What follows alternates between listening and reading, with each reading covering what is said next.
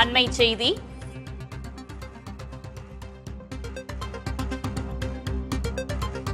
வேலூர் பெண் மருத்துவர் கூட்டு பாலியல் வன்கொடுமை வழக்கில் சிறுவனுக்கு 20 ஆண்டுகள் சிறை தண்டனை விதிக்கப்பட்டிருக்கிறது.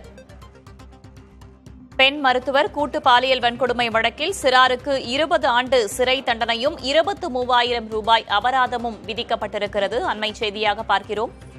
கூடுதல் தகவல்களை வழங்குவதற்காக செய்தியாளர் குமரவேல் இணைந்திருக்கிறார். குமரவேல், இந்த வழக்கின் பின்னணி என்ன? தீர்ப்பின் சாராம்சம் என்ன?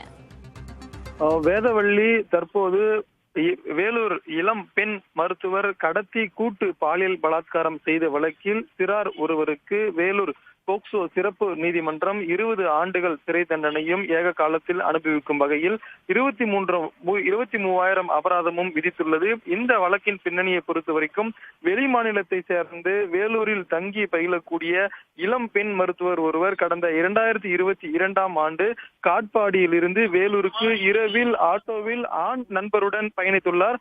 அப்போது பயணிகள் ஆட்டோ போன்று ஓட்டி வந்தவர்கள் இவர்களை பயணிகள் போல் ஏற்றி வேலூர் மாவட்ட ஆட்சியர் அலுவலகம் வரும்போதே ஆட்டோவிலிருந்து கடத்தி சென்று பாலாற்றில் வைத்து கூட்டு பாலியல் பலாத்காரத்தில் ஈடுபட்டார்கள் 5 நபர்கள்.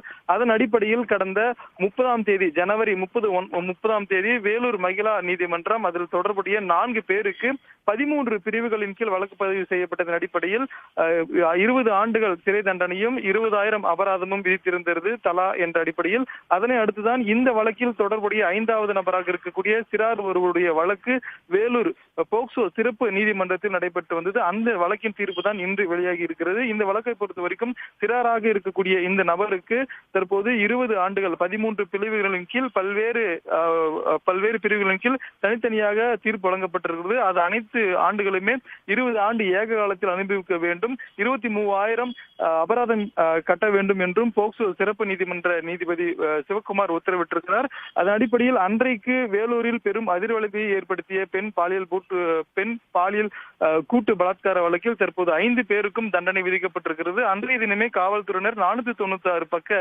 குற்றப்பத்திரிகையும் மிக விரைவாக நீதிமன்றத்தில் தாக்கல் செய்திருந்ததும் குறிப்பிடத்தக்கது. வேதவள்ளி, தகவல்களுக்கு நன்றி குமரவேல்.